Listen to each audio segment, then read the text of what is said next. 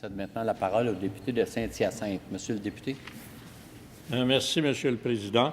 Je suis très heureux de prendre la parole ce soir pour parler du projet de loi 37 intitulé « Loi interdisant certaines activités destinées à rechercher ou à exploiter le gaz naturel dans le schiste ». Vous n'êtes pas sans savoir que je représente la région agricole par excellence au Québec et qu'il est très important pour le milieu agricole de conserver cette vocation sans venir altérer la qualité de leur environnement et qui doit être sain et risquer de nuire à cette terre qui nous nourrit avec des produits de qualité par une industrie qui vient changer les règles sans se soucier du bien-être de la population à court, moyen et long terme. Est-ce que nous sommes prêts à sacrifier notre industrie agroalimentaire au profit d'une industrie dont on ne connaît même pas les retombées positives pour nos communautés rurales et urbaines? Au contraire, les retombées connues à ce jour sont négatives. D'où vient cet empressement à vouloir à tout prix imposer ce choix? Est-ce seulement la volonté des gazières de vouloir exploiter nos ressources naturelles sans tenir compte de nos besoins? Est-ce relié à la volonté, pas si lointaine, du gouvernement libéral de construire sur le territoire du Québec plusieurs centrales au gaz naturel? Et au profit de qui? Je pense ici à la centrale au gaz de Bécancour, qui a été construite et qui a produit de l'énergie à peu près pendant 16 mois. Elle nous coûte annuellement aujourd'hui entre 150 et 200 millions par année, alors qu'elle ne produit même pas d'énergie, parce que nous n'en avons pas besoin et nous n'avions pas besoin de développer cette filière. Qui paie pour ce gâchis? C'est vous et moi, à même nos comptes d'électricité. C'est un véritable scandale économique, réalisé sous le gouvernement libéral de Jean Charest. Et ce n'est pas le seul. Imaginez, dans le cas des gaz de schiste, 10 sous l'hectare qu'on a consenti aux exploitants, alors qu'en Colombie-Britannique, c'était 1 000 $ l'hectare qui ont été facturés aux entreprises.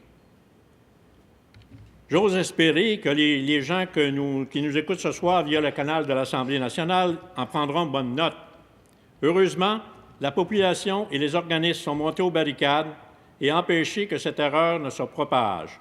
Je donne l'exemple de la centrale Beauharnois qui devait être construite. Et d'autres, il y en avait 5 autres, je pense, dans le collimateur. Alors, Monsieur le Président, depuis près de 2 semaines, j'écoute les interventions des députés de l'opposition et je suis toujours très étonné d'entendre plusieurs députés mentionner que le gouvernement du Parti québécois est contre les consultations en commission parlementaire et que cela n'a pas de sens d'adopter le principe du projet de loi avant d'entendre les citoyennes et citoyens du Québec. Ils ont une mémoire sélective et ne se souviennent pas qu'il y a à peine 3 semaines, après avoir entendu les représentants des organismes et tous ceux et celles qui voulaient se faire entendre sur le projet de loi 43 sur les mines, tous les députés de l'opposition, officielle, libérale et de la deuxième opposition de la coalition Avenir Québec, ont voté contre l'adoption de principe. J'imagine que pour la CAQ, c'était un jour pair, parce qu'imaginez que le 10 mars 2011, un jour pair, le chef de la CAQ est contre un moratoire sur l'exploitation des gaz de schiste. Le 29 juin 2011, un jour impair, le chef de la CAQ est pour un moratoire de 10 ans.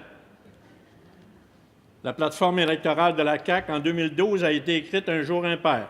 Engagement, moratoire formel sur le développement du gaz de schiste. Un gouvernement de la coalition décrétera donc dès son élection un moratoire formel sur toute fracturation liée à l'exploitation ou à l'exploration du gaz de schiste. Le 15 mai 2013, c'était un jour impair. On s'attendait à ce que la CAQ appuie notre projet de loi. Or, le chef de la CAQ a dit non. Alors, vous voyez, ce sont des... Je fais juste une petite anecdote, mais c'est quand même une image qui vaut 1000 mots. Alors, avec l'abstention des députés aussi de Québec solidaire lors de l'adoption de principe, moi je dis que c'est un manque de courage, de considération et de respect envers toutes ces personnes qui sont venues donner leur avis sur cette importante législation. Seuls les députés du Parti québécois ont fait preuve de cohérence et de volonté et voté pour l'adoption du principe. Les oppositions libérales et caquistes étaient contre avant les consultations particulières et ils étaient contre après. Alors, pour toutes les personnes qui sont à l'écoute ce soir, je vous laisse juger par vous-même des arguments et du sérieux des déclarations qui nous servent aujourd'hui en cette Chambre. Quant aux députés de Québec solidaire, en s'abstenant, ils ont joué le jeu des oppositions et font fi de tous les organismes et des citoyennes et citoyens qui veulent un moratoire sur l'exploitation et l'exploration des gaz de schiste. Aujourd'hui, ces mêmes députés répètent à profusion qu'ils sont pour le moratoire sur l'exploitation et l'exploration des gaz de schiste, mais en même temps, ils font le contraire de ce qu'ils disent dans cette Chambre. S'ils avaient accepté de voter pour l'adoption de principe, nous serions en ce moment même à entendre en commission parlementaire les groupes et les personnes qui souhaitent soumettre leurs avis aux parlementaires sur ce projet de loi attendu par la population. Qu'on n'en vienne pas me faire pleurer avec la main sur le cœur qu'ils veulent entendre les personnes qui ont un mot à dire sur le sujet et que c'est leur priorité. Comme mentionné précédemment, nous ne voulons pas répéter le film du projet de loi 43 sur les mines. Nous désirons que des consultations particulières aient lieu après l'adoption du principe, comme cela a lieu pour le projet de loi 2, loi modifiant la loi électorale, afin de limiter les contributions à 100 $ par électeur et de réviser le financement public des partis politiques. Le projet de loi numéro 6, loi concernant la date d'entrée en vigueur de certaines dispositions de la loi éliminant le placement syndical et visant l'amélioration du fonctionnement de l'industrie de la construction. Ce sont des lois importantes. Le projet de loi 9, loi instituant le Fonds des ressources informationnelles du secteur de la santé et des services sociaux. Le projet de loi 10, loi permettant de relever provisoirement un élu municipal de ses fonctions. Projet de loi 18, loi modifiant la loi sur les impôts et d'autres dispositions législatives. Projet de loi 32, loi modifiant la loi sur le régime de retraite des agents de la paix en service correctionnel. Alors, vous voyez, Monsieur le Président, ce sont des projets de loi dont les consultations particulières ont eu lieu après l'adoption de principe, et je pense que dans ce cas-ci, c'est tout à fait acceptable de le faire aussi. Sous le régime libéral qui nous a précédés, Monsieur le Président, le dossier sur les gaz de schiste a été abordé de façon précipitée, désorganisée et marquée par l'improvisation la plus complète. En effet, c'est dans l'anarchie la plus grande improvisation que l'industrie du gaz de schiste est arrivée au Québec dès 2006. Sans préparation, les sociétés d'exploitation ont débuté leurs activités de forage sur des terrains privés, sans même prendre en considération les inquiétudes et les préoccupations des populations touchées par cette activité, sans les informer sur la technologie utilisée, soit celle de la fracturation hydraulique. Ce n'est que 4 ans plus tard, suite à l'opposition de la population, que l'Association gazière et pétrolière du Québec décide d'organiser des assemblées d'information pour donner les réponses de l'industrie aux gens concernés. Déjà, plusieurs organismes s'étaient mobilisés pour contrer l'offensive de l'industrie qui voulait des réponses claires à leurs questions. Comment se fait-il que c'est l'AGPQ qui a organisé des soirées d'information et non le gouvernement du Québec? Aujourd'hui, les députés libéraux pourraient se garder une petite gêne. Eux qui ont permis l'industrie de s'implanter sur le territoire de la vallée du Saint-Laurent, sans consulter personne, même pas les municipalités, ni les MRC, qui ont la responsabilité de gérer les schémas d'aménagement sur leur territoire. Où étiez-vous à ce moment-là, députés libéraux, alors que vous formiez le gouvernement? Le 28 septembre 2010, j'étais présent, moi, à l'Hôtel des Seigneurs de Saint-Hyacinthe pour la 3e Assemblée d'information de l'AGPQ, et je peux affirmer que cela a brassé pas mal fort dans la salle ce soir-là, puisque les réponses fournies déviaient des questions posées. Alors, je vais vous montrer un texte ici de la soirée qui s'est passée à Saint-Hyacinthe.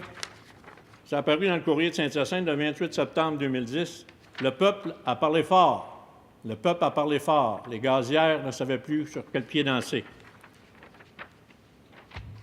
L'improvisation des libéraux était telle que les premiers forages, outre les réglementations du MRN, entourant l'émission des permis et les normes de forage, n'étaient soumis à aucune autorisation de la part du ministère du Développement durable, de l'Environnement, de la Faune et des Parcs, même lorsqu'il y avait utilisation du procédé de fracturation. Qu'en était-il de l'acceptabilité sociale et du respect des populations touchées par ces forages, Mesdames et Messieurs les députés libéraux? Encore une fois, où étiez-vous à ce moment-là? Bonne question, n'est-ce pas? Et les consultations, j'imagine que cela n'existait pas à ce moment-là. À partir de ce moment, il s'est créé comme une traînée de poudre à travers la province de nombreux organismes, non au gaz de schiste, dans la vallée du Saint-Laurent et rallier à leur cause la majorité de la population du Québec qui voulait connaître toute la vérité sur les impacts environnementaux, sur la santé et sur l'air et tout ce qui pouvait venir affecter leur qualité de vie. Dans ma circonscription, il y a eu le comité non-schiste de la présentation. Je vais vous montrer juste un exemple des panneaux qu'il y avait sur les terrains à ce moment-là, non-schiste. Autrement dit, on s'objectait justement au fait que les compagnies venaient sur les terrains sans demander l'autorisation, sans parler aux municipalités et sans même parler aux citoyens qui étaient propriétaires des terrains. Dans ma circonscription, justement, il y a eu quand même quatre puits qui ont été forés, et puis ça sans autorisation personne de la municipalité. La présence de plusieurs organismes sur notre territoire, exemple le CCPEM, le Comité des citoyens et citoyennes pour la protection de l'environnement, on peut dire le non-schiste de la présentation, on fait en sorte qu'on a fait signer une pétition, refus d'accès au territoire. Cette pétition, je vais vous donner un exemple. À Saint-Hugues, par exemple, grâce au dévouement de M. Chergiard, un propriétaire de la municipalité, c'est près de 100 des propriétaires qui ont signé ce refus d'accès. Comme je disais tantôt, dans la circonscription, chez nous, il y a eu 4 forages. Et de ces forages-là, on peut vous dire que c'était le Cambriam qui était le propriétaire. Il y en avait un, le forage numéro 1 à la présentation, Cambriam. Le forage numéro 2, 1A à la présentation, Cambriam. Saint-Barnabé-Sud, Cambriam Énergie. Et il y avait aussi à Saint-Hyacinthe même, dans le rang de Pointe-du-Jour, encore Cambriam, qui était aussi partenaire avec Gaztherm. Alors, ce sont des puits qui ont été forés et on a eu des problématiques beaucoup à la présentation, justement, sur le puits numéro 1, parce qu'il y avait des fuites. Il y a eu des fuites pendant plusieurs mois sans que la population en soit informée.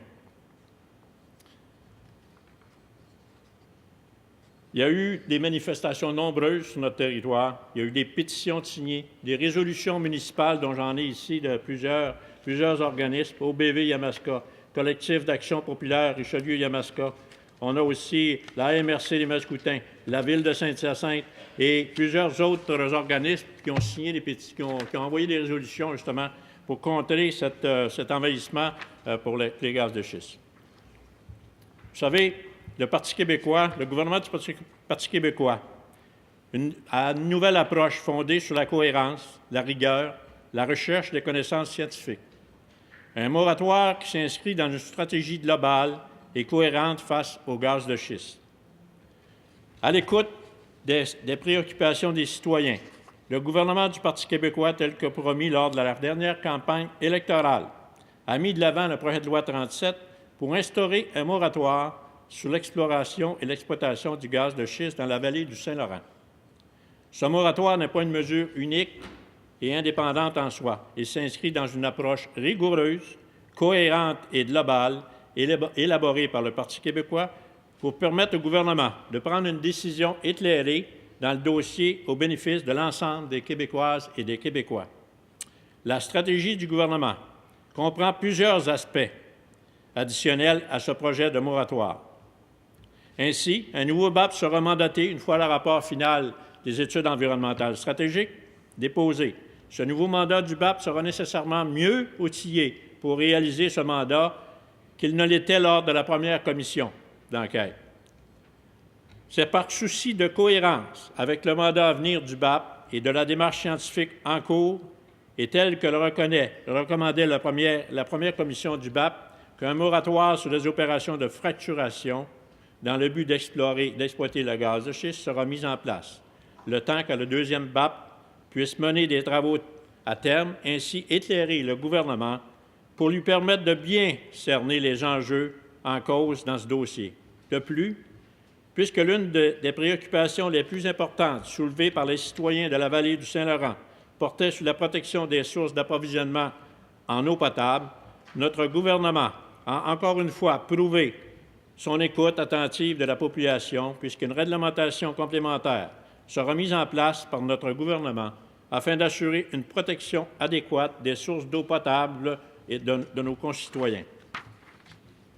L'ensemble de cette stratégie globale vise ultimement à permettre au gouvernement de prendre des décisions éclairées quant à l'avenir de l'industrie du gaz de schiste, une décision qui se voudra fondée sur la rigueur, la cohérence et sur les connaissances scientifiques dans le domaine.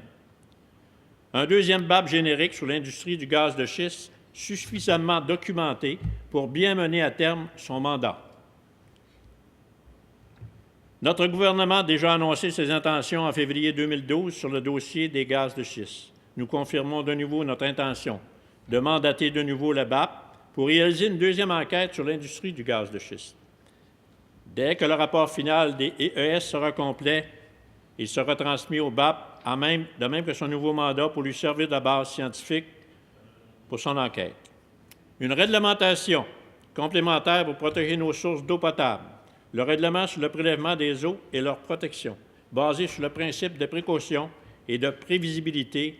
Le projet de règlement sur le prélèvement des eaux et leur protection propose un ensemble de mesures complémentaires et structurantes qui inclut une étude hydrogéologique destinée à minimiser efficacement les risques de contamination des sources d'eau potable.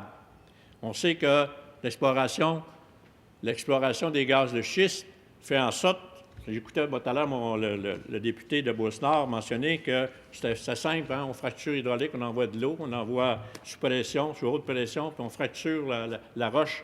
La roche, ici, surtout ici, on l'appelle du shale d'Utica, et puis qui est répandu à la grandeur de la vallée du Saint-Laurent. Mais sauf que ce qu'il a oublié de mentionner, de dire, c'est les produits chimiques qui sont envoyés dans le sol pour la fracturation hydraulique. Et ces produits chimiques-là, vous savez comment on en récupère à peu près? On récupère à peine 50 55 des produits, ce qui veut dire qu'il reste dans le sol des produits chimiques qui contaminent le sol, on peut dire l'aquifère et autres, et c'est là en permanence. Et quand on sait qu'un puits foré, lors de son exploitation, on récupère seulement 20 des gaz de schiste, mais étant donné que la roche est fracturée, il y en a 80 du gaz qui n'est pas sorti du sol, mais qui continue à mitiger tranquillement, à monter en surface et quoi que ce soit. Et là, on vient nous dire, il n'y a pas de dommages causés à la fracturation hydraulique, il n'y a pas de dommages au sol. Alors, c'est quand même intéressant d'entendre ça. Et puis, il y a des études qui existent là-dessus. Ceux qui peuvent lire les documents que Marc Durand a produits, un géologue de renommée, qui a produit sur les gaz de schiste et sur la fracturation et sur les effets de la fracturation à long terme dans nos couches sédimentaires, dans les roches.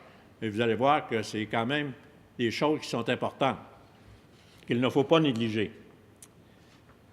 Vous savez, l'objectif ultime de cette stratégie est de s'assurer qu'un encadrement exhaustif de l'industrie des hydrocarbures et du gaz de schiste en particulier puisse être mis en place par le gouvernement, qui bénéficiera cette fois de toute l'information pertinente pour prendre la meilleure décision dans l'intérêt de l'ensemble des Québécois et des Québécoises. Vous savez, il ne faut pas se surprendre, je veux juste mentionner, on mentionnait en début les projets de loi qui avaient été discutés sans qu'il y ait eu, autrement dit, on a adopté le principe, après ça on a fait des consultations particulières. Mais je veux juste mentionner ici, ce n'est pas la première fois que les libéraux se prononcent contre des projets de loi, vous savez. J'en ai une liste ici que j'ai à m'apporter. Je veux juste mentionner que ce n'est pas la première fois. Il y avait la loi 101. Les libéraux ont voté contre la Charte de la langue française. Ils ont voté contre le projet de loi 77, loi sur l'assurance automobile. Projet de loi 92, loi sur la consultation populaire. Projet de loi 90, loi sur la protection du territoire agricole. La protection du territoire agricole, nos amis libéraux ont voté contre cette loi-là. Projet de loi 107, loi instituant la régie du logement et modifiant le Code civil. Projet de loi 17, loi sur la santé et la sécurité au travail. Projet de loi 88, loi sur la Société des établissements de plein air du Québec. Projet de loi 42, écoutez bien, loi sur les accidents de travail et les maladies professionnelles. Projet de loi 90, loi favorisant le développement de la formation de la main-d'œuvre. Et projet de loi 33, loi sur l'assurance médicaments et modifiant diverses dispositions législatives. Alors, vous voyez, c'est pas pour rien. Et c'est pas la première fois qu'on entend dire que les libéraux sont contre les projets de loi que le Parti québécois veut présenter. Mais sauf que je pense qu'il y va de l'intérêt de la population du Québec, l'intérêt de nos populations, l'intérêt de l'agriculture du Québec, de faire en sorte qu'il y ait un moratoire sur le gaz de schiste et que ça se fasse avant la fin de la prochaine session. Et je demande la collaboration de mes amis du Parti libéral, des caquistes et... Merci.